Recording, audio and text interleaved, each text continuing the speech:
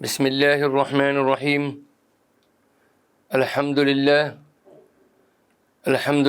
نحمده ونستعینه ونستغفره ونؤمن به ونتوکل علیہ ونعوذ باللہ من شرور انفسنا ومن سیئات اعمالنا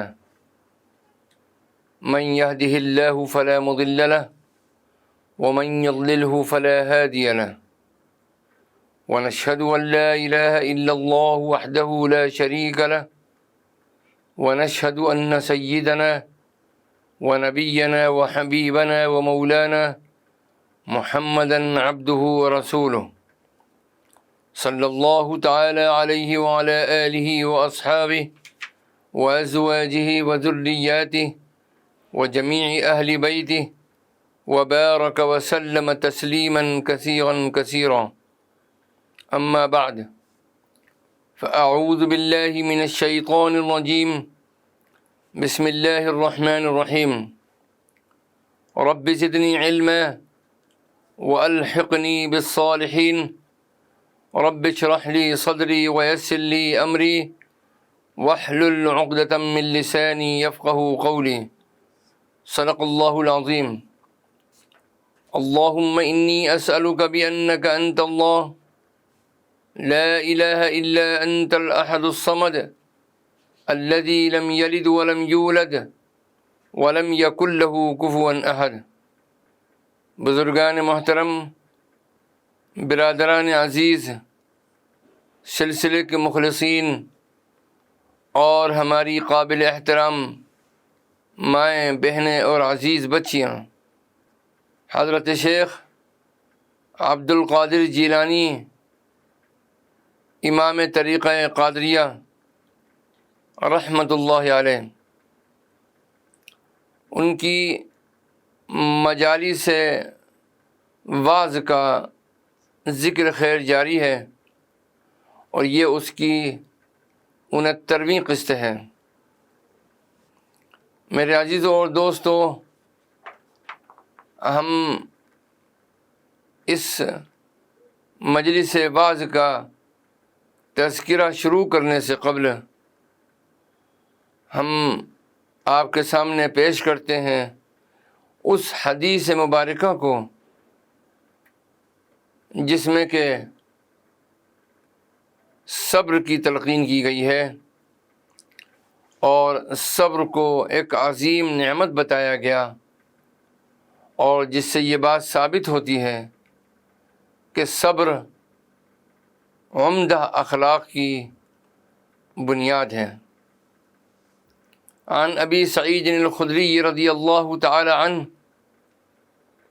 ان الناس من الانصار سألوا رسول اللہ صلی اللہ علیہ وسلم فأعطاهم ثم سألوه فأعطاهم ثم سألوه فأعطاهم حتى نفد ما عنده فقال ما يكون عندي من خير فلن أدخره عنكم ومن يستعفف يعفه الله ومن يستغني يغنه الله ومن يتصبر يصبره الله وما أعطي أحد عطاء خيرا وأوسع من الصبر. حضرت ابو سعید خدری رضی اللہ تعالی عنہ بیان فرماتے ہیں کہ انصار کے کچھ لوگوں نے رسول کریم صلی اللہ تعالی علیہ وسلم سے مال کا مطالبہ کیا.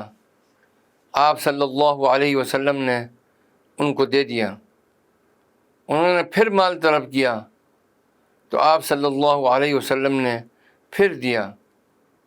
انہوں نے پھر مال طلب کیا، آپ صلی اللہ علیہ وسلم نے پھر دیا، حتیٰ کہ جو مال آپ کے پاس تھا وہ ختم ہو گیا.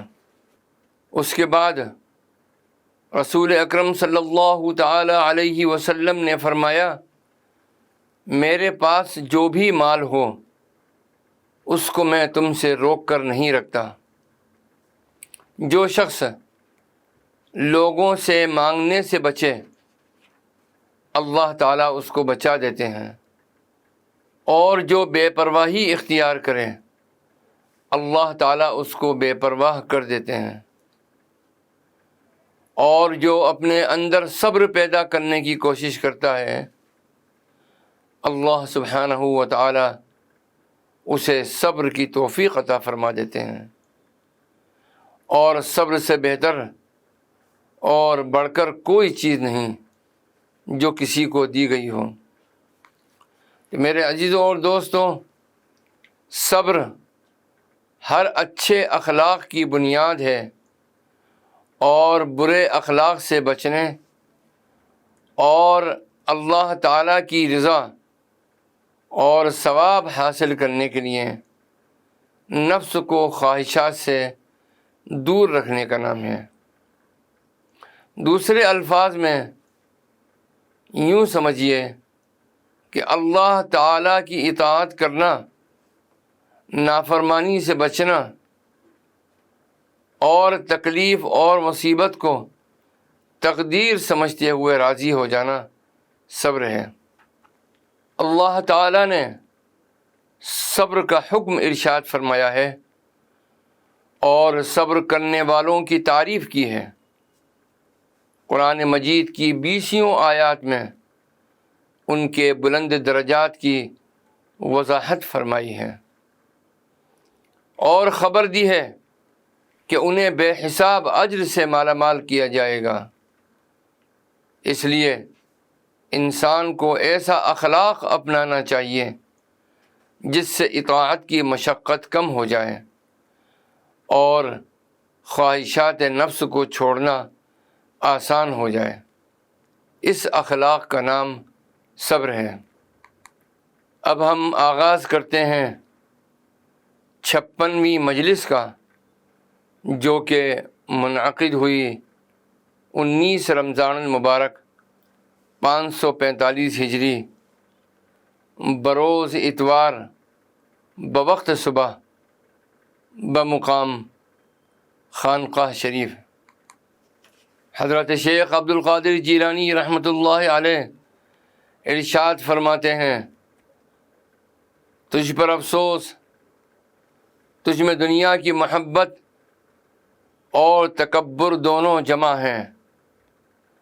اگر ان 2 خصلتوں والا توبہ نہ کرے تو اس کے لیے نجات نہیں۔ عقل کر، تو کون ہے اور کیا شے ہے اور کس چیز سے پیدا کیا گیا ہے۔ سوچ اور تکبر نہ کر، تکبر تو وہ کرتا ہے جو اللہ اور اس کے رسولوں اور اس کے نیک بندوں سے ناواقف ہے۔ اے کم عقل، غرور کر کے بلندی کی تمنا کرتا ہے، اس کے خلاف کر، تجھے بلندی حاصل ہو جائے گی۔ رسول اکرم صلی اللہ تعالی علیہ وسلم نے ارشاد فرمایا، من تواضع للہ رفعہ اللہ عز وجل ومن تکبر وضعہ اللہ۔ جو اللہ تعالیٰ کے لیے جھکتا ہے اللہ اسے بلند کرتا ہے، اور جو تکبر کرتا ہے اللہ اسے پست کرتا ہے۔ جس نے آخرت کو پسند کیا وہ پہلے لوگوں کی صف میں شامل ہوا، اور جس نے تھوڑے کو پسند کیا اسے بہت کچھ ملا۔ جو شخص ذلت پر راضی ہوا اسے عزت ملی۔ تو کمتر درجے کو پسند کر لے تاکہ امر تیرے حق میں بدل جائے۔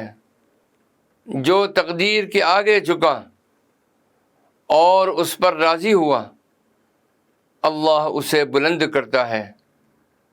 جو ہر شے پر قدرت والا ہے۔ عاجزی اور حسن ادب اللہ کے قریب کرتے ہیں۔ بے ادبی اور تکبر اللہ سے دور کرتے ہیں۔ اطاعت و فرما برداری تیری اصلاح کرتے ہیں اور تجھے قریب کرتے ہیں، جبکہ نافرمانی تجھے خراب کرے گی اور اللہ سے دور کر دے گی۔ اے بیٹا، دین کو ایک انجیر کے بدلے نہ بیچ، اپنے دین کو بادشاہوں اور امیروں اور حاکموں کے انجیر اور حرام لقمے کے بدلے نہ بیچ۔ جب دین کے بدلے دنیا کھائے گا تو تیرا دل سیاہ ہو جائے گا، اور سیاہ کیسے نہ ہو کہ تو مخلوق کی عبادت کرنے لگا ہے۔ اے رسوا و ذلیل، اگر تیرے دل میں نور ایمان ہوتا تو حرام اور مشکوک اور مباح میں فرق کر لیتا، اور جو چیز دل کو سیاہ کرتی ہے یا روشن بناتی ہے، اور جو چیز تیرے دل کو اللہ سے قریب کرتی ہے یا دور کرتی ہے، اس میں امتیاز کر لیتا۔ اے جاہل، میں تو اللہ کی ذات پر توکل اور کسب کے سوا اور چیز کو نہیں جانتا۔ ایمان کے شروع میں کسب کے ذریعے لین دین ہوتا ہے، پھر ایمان کے طاقت پکڑ لینے پر اللہ اور تیرے درمیان جو واسطے ہیں ان کے اٹھ جانے کے بعد اللہ سے لین دین ہوتا ہے۔ دل مضبوط ہو جانے پر اللہ کے حکم سے مخلوق کے ہاتھوں پر لیتا ہے، اور میرے قول براہ راست کے یہ معنی ہے کہ دل کا وسائط اور شرک کے ساتھ ٹھہراؤ نہ ہو، احکام الہی پر عمل کرے اور مخلوق سے لین دین کرے۔ جب وہ تعریف یا برائی کریں یا کوئی قبول یا ناقبول ہو تو کان بند کر لے، اور وہ کچھ دیں تو اسے فعل الہی کے تحت سمجھے۔ اولیاء اللہ تو غیر اللہ سے گونگے بہرے ہیں، ان کے نزدیک تو صرف اللہ ہی خلقت کا مددگار ہے، اور اللہ ہی رسوا کرنے والا ہے، اور وہی عطا کرنے والا اور نقصان پہنچانے والا ہے، وہی فائدہ کرنے والا ہے۔ ان کے پاس بغیر چھلکے کے مغز ہے اور بغیر قدورت کے صفائی ہے، بلکہ صفائی در صفائی اور پاکیزگی در پاکیزگی ہے۔ یہی وجہ ہے کہ جو ان کے دلوں سے ساری مخلوق کو باہر نکال دیتی ہے، اور ان کے دلوں میں اللہ کے سوا کوئی باقی نہیں رہتا۔ ان کے دلوں میں غیر اللہ کے بجائے صرف اللہ کا ذکر خفی باقی رہتا ہے۔ اللہم ارزقنا العلم بک، الہی ہمیں اپنی معرفت عطا فرما۔ تجھ پر افسوس، تجھے یہ گمان ہے کہ تو اپنی کھوٹ چلانے کے لیے مجھ پر قدرت رکھتا ہے۔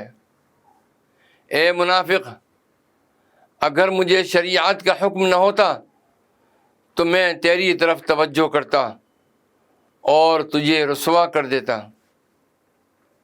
تو میرے ساتھ الجھ کر خود کو خطرے میں نہ ڈال، کیونکہ مجھے اللہ اور اس کے محبوب بندوں کے علاوہ کسی سے شرم نہیں آتی۔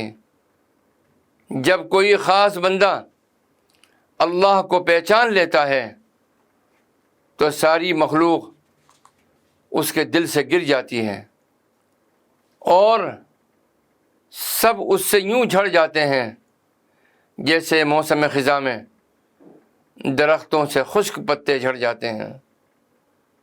یوں وہ مخلوق کے بغیر اکیلا رہ جاتا ہے، وہ مخلوق کو دیکھنے سے نابینا اور اپنے قلب و باطن کے لحاظ سے اس کی بات سننے سے بہرا ہو جاتا ہے۔ نفس جب مطمئن بن جاتا ہے تو اعضاء کی حفاظت اسے سونپ دی جاتی ہے۔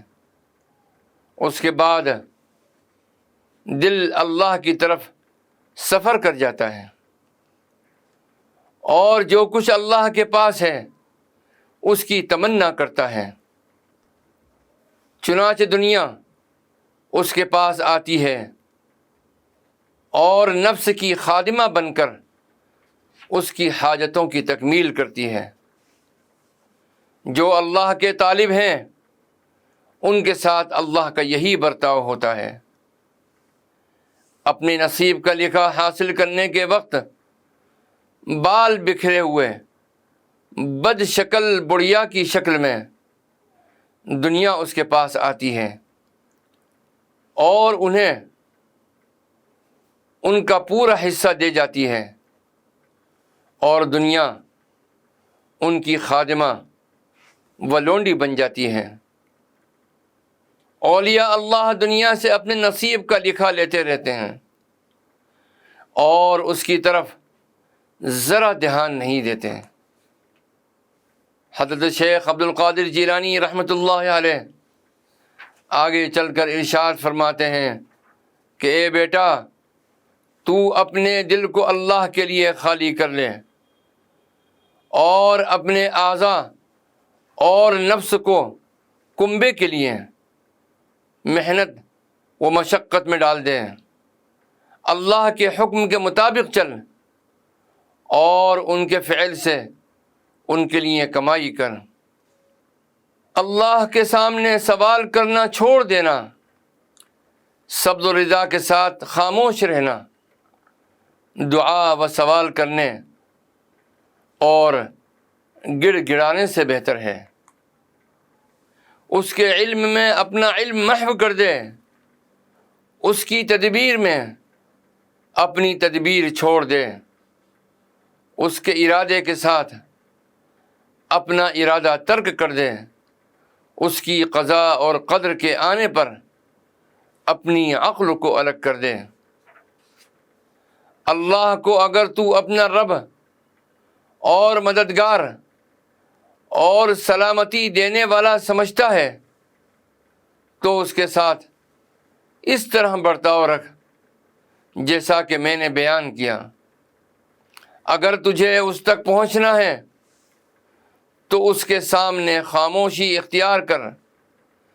مومن کا دل اور اس کے خیالات اور ارادے سب ایک ہو جاتے ہیں، اسے صرف ایک ہی خطرہ رہتا ہے جو اللہ کی طرف سے اس کے دل کی طرف آتا ہے، اور کوئی خیال باقی نہیں رہتا۔ وہ اللہ کے قرب کے دروازے پر اطمینان سے کھڑا رہتا ہے۔ اللہ کی معرفت جب اس کے دل میں قرار پکڑ لیتی ہے تو اس کے سامنے کا دروازہ کھل جاتا ہے، چنانچہ اندر داخل ہو کر وہ کچھ دیکھتا ہے جسے بیان کرنا ممکن نہیں۔ خطرہ و خیال قلب کے لیے اور باطن کے لیے اشارہ ہے۔ یہ ایک خفیہ کلام ہے جو بندہ اپنے نفس اور خواہش اور برے اخلاق اور ساری مخلوق سے غنا ہو جائے، وہ عافیت اور نعمت و خوشی میں ہے۔ اس حال میں اسے اصحاب کہف کی طرح پہلو بدلوائے جاتے ہیں، جن کے بارے میں ارشاد باری ہے وَنُقَلِّبُهُمْ ذَاتَ الْيَمِينِ وَذَاتَ الشِّمَالِ، سورہ کہف کی آیت ہے، اور ہم ہی انہیں دائیں اور بائیں پلٹتے ہیں۔ اے بیٹا، میری باتیں غور سے سن اور انہیں جھٹلا کر اپنے نفس کو ہر طریقے سے اور ہر بھلائی سے محروم نہ رکھ۔ یہاں اختتام ہوا 56ویں مجلس کا۔ اب ہم آغاز کرتے ہیں 57ویں مجلس کا، جو کہ منعقد ہوئی 24 رمضان المبارک 545 ہجری بروز جمعہ بوقت صبح بمقام مدرسہ قادریہ۔ حضرت شیخ عبد القادر جیلانی رحمۃ اللہ علیہ ارشاد فرماتے ہیں کہ اے بیٹا، صدق کا ایک ذرہ مجھ پر صدقہ کر دو، اس کے علاوہ تمہارا سارا مال اور جو کچھ تمہارے گھروں میں ہے وہ سب تمہارے لیے حلال ہے۔ میں تو صرف صدق اور اخلاص چاہتا ہوں جس کا فائدہ تمہارے ہی لیے ہے۔ میں تمہیں اپنے لیے نہیں تمہارے لیے چاہتا ہوں۔ اپنی زبانوں کے ظاہری و باطنی لفظوں کو روکو، کیونکہ تم پر فرشتے نگہبان مقرر ہیں جو تمہارے ظاہر کی نگہبانی کرتے ہیں، اور اللہ تمہارے باطنوں کو نظر میں رکھتا ہے۔ اے دنیا میں محل اور گھر بنانے والے اور دنیا کی عمارت میں اپنی عمر کھونے والے، نیک نیت کے بغیر کوئی عمارت نہ بنا۔ دنیا میں عمارت کی بنیاد نیک نیتی ہے۔ تیری عمارت نفس و خواہش کی موافقت میں نہ ہو۔ جاہل دنیا میں نفس و خواہش اور ہوس و عادت کی موافقت کرتے ہوئے اور اللہ کی قضا و قدر کی موافقت کے بغیر عمارت بنایا کرتا ہے، چنانچہ اس کے لیے نیک نیت اچھی نہیں ہوتی اور نہ وہ عمارت اس کے لیے قابل مبارکباد ہوتی ہے، اس لیے کہ اس عمارت میں اور لوگ ٹھہریں گے۔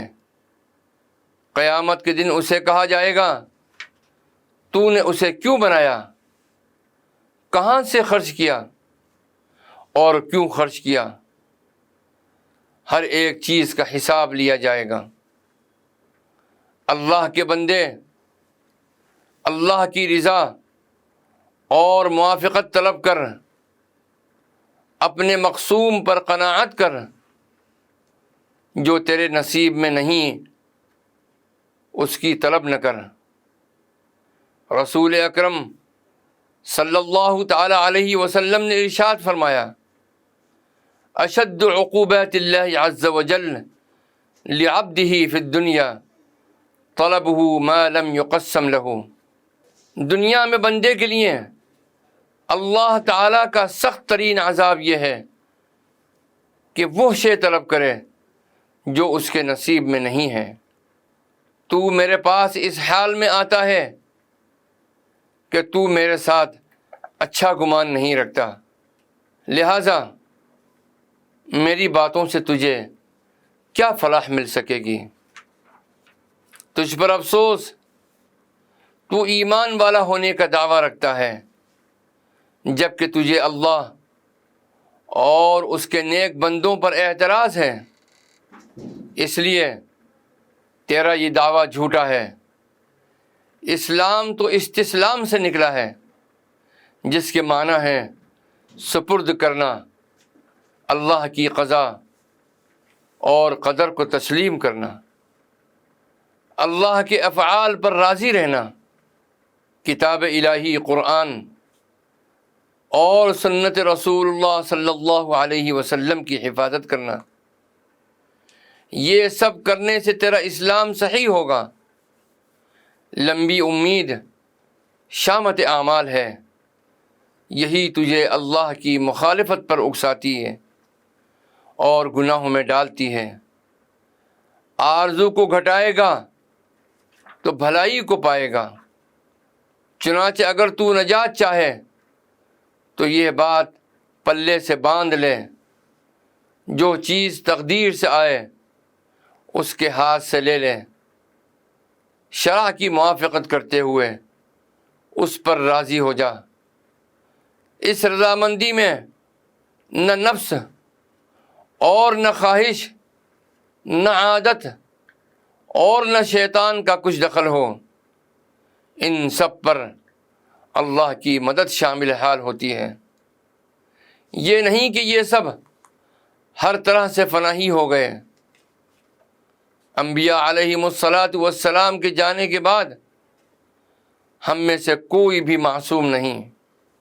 مسلمان کا نفس مطمئن اور اس کی خواہش مغلوب اور اس کی طبیعت کا جوش سرد اور اس پر مسلط کردہ شیطان قید ہو جاتا ہے۔ اسی بندے ایمان کی کوئی چیز اس کے ہاتھ نہیں لگتی۔ شیطان اپنی چالاکیاں دکھاتا ہے لیکن وہ کچھ بھی نہیں پاتا۔ اللہ سبحانہ و تعالی ہمارے اور آپ کے اور پوری امت مسلمہ کے ایمان کی حفاظت فرمائے اور ہمارے دلوں کو نور ایمان سے منور فرما کر ہمارے قلوب کی سیاہیوں کو دور فرما۔ اپنے ذکر میں اور اپنی یاد میں اے اللہ استقامت کاملہ نصیب فرما۔ آمین ثم آمین یا رب العالمین، والصلاة والسلام علی النبی الکریم، والسلام علیکم ورحمۃ اللہ وبرکاتہ۔ بسم اللہ الرحمن الرحیم۔ اللہم صلی علی سیدنا و مولانا محمد وعلی آل سیدنا و مولانا محمد وبارک وسلم۔ اللہم انت السلام ومنک السلام تبارکت یا ذا الجلال والاکرام۔ ربنا علیک توکلنا وإلیک انبنا وإلیک المصیر۔ رب اوزعنی ان اشکر نعمتک التي انعمت علی وعلى والدی وان اعمل صالحا ترضاه واصلح لي في ذريتي انی تبت الیک وانی من المسلمین۔ رب اوزعنی ان اشکر نعمتک التي انعمت علی وعلى والدی وان اعمل صالحا ترضاه وادخلنی برحمتک فی عبادک الصالحین۔ ربنا اغفر لي ولوالدي وللمؤمنين يوم يقوم الحساب رب ارحمهما كما ربياني صغيرا۔ اللهم بك أصبحنا وبك أمسينا وبك نحيا وبك نموت وإليك النشور۔ ربنا تقبل منا إنك أنت السميع العليم وتب علينا إنك أنت التواب الرحيم۔ وصلى الله تعالى على خير خلقه سيدنا محمد وعلى آلہ وأصحابہ اجمعین برحمتک یا ارحم الراحمین۔